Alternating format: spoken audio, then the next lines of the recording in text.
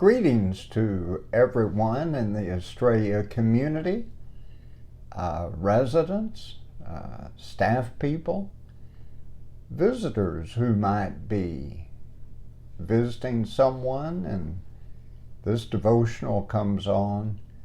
I'm Chaplain Dan Bonner here at Australia, and so happy to be able to share with you one of the greatest conundrums, confusing questions for me in my journey as a Christian. I share it with you today in conversation, actually, with the Apostle Paul, because he had the problem too, and he taught about it, grew out of it, grew with it, and became a bold witness. The apostle taught us in the first letter to the Corinthian Christians, the second letter, forgive me, the 12th chapter, beginning with the 7th verse, something that I've often heard people talk about over the years of my ministry. Let me read this to you.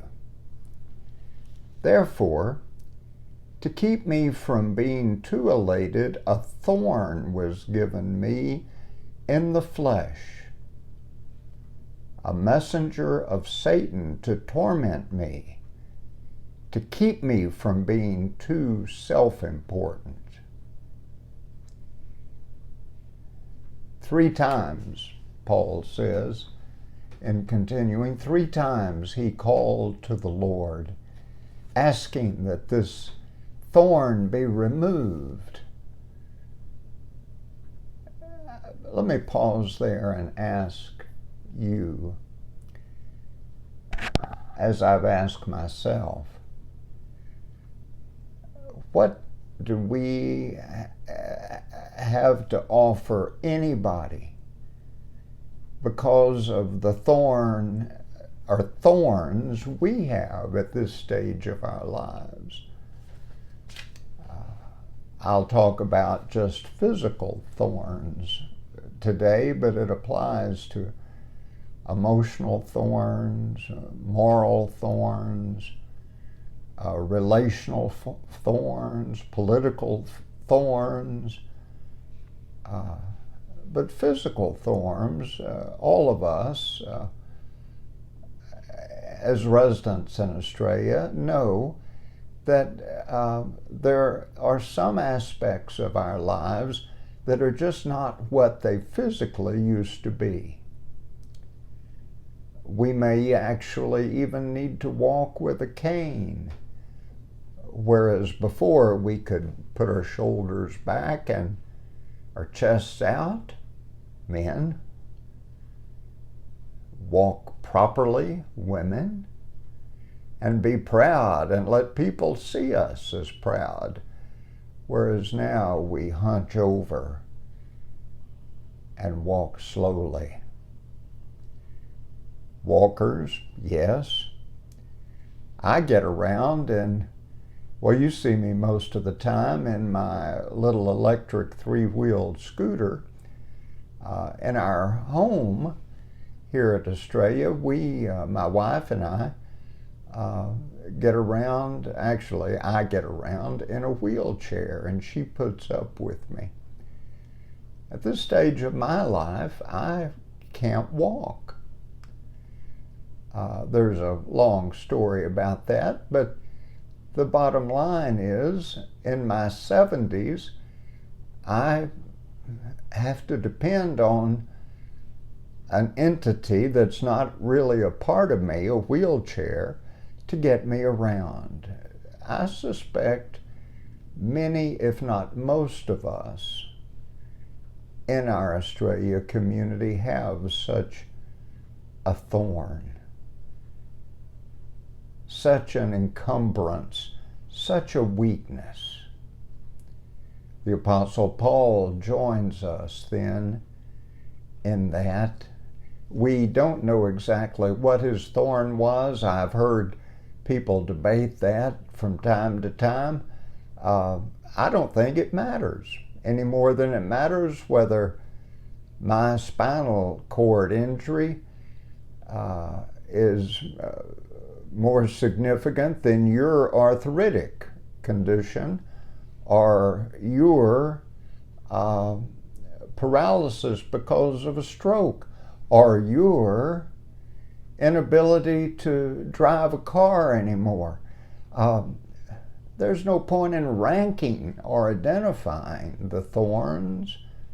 We've got them. The question is, what do we do with them? Excuse me. I have a thorn of a cough right now. Don't worry, I've been tested. It's not COVID. We have things we have to cope with, don't we? Well, Paul heard this in his conversations with the Lord as recorded in the 2 Corinthian letter. His thorn, he finally came to understand, his weakness physically, was what made his testimony, his witness, his work with others strong. His weakness, he says later on in that 6th chapter, his weakness made him strong. How in the world could that be? That's in the thinking of our world. So often our weakness just makes us weak and on the way to being weaker. What does Paul mean? Well, in my journey over these years of dependence on things to get around, I think I may have a bit of a sense of what Paul meant. That somehow or another, when people see me out in the community trying to get in my car or unload my scooter from the back of my car or carry something and put it in the back seat, they see that I struggle. And they come. It amazes me how many people in Georgetown, Texas, how many people in the Australia community, staff, residents, step up to try to help. And I've learned to accept that help, to accept what they see in me, the weakness of my body. What I do is, after they assist me, I thank them, of course, and then I have learned to ask them a question. Could I ask you, why do you do that? Why did you come over to help me? And so often, what I discover is that they themselves have challenges different than mine, and they've learned to accept others' help, and they want to give back and help me. Paul learned that his thorn, his weakness, was an open door to witness to the gospel, the power, the experience he'd had with his saving by the Lord his God, our God, on the road to Damascus. Yes, weakness, I've discovered, can be a means of grace, to use a little theological word. Maybe it can be more than that for you. Not a burden or a barrier or a defeat or a thorn, but an opportunity to hear and grow and witness with others that we all share in the things that God gives us and the things that bring us together as Christians and seekers to find godly, loving purpose. So love one another, Jesus said, as God first loved you. Yeah. That makes me feel happy.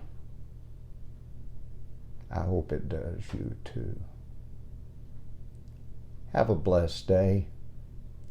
It's been a privilege to share this devotional time with you. This is Chaplain Dan, and I'll see you around the campus. God bless.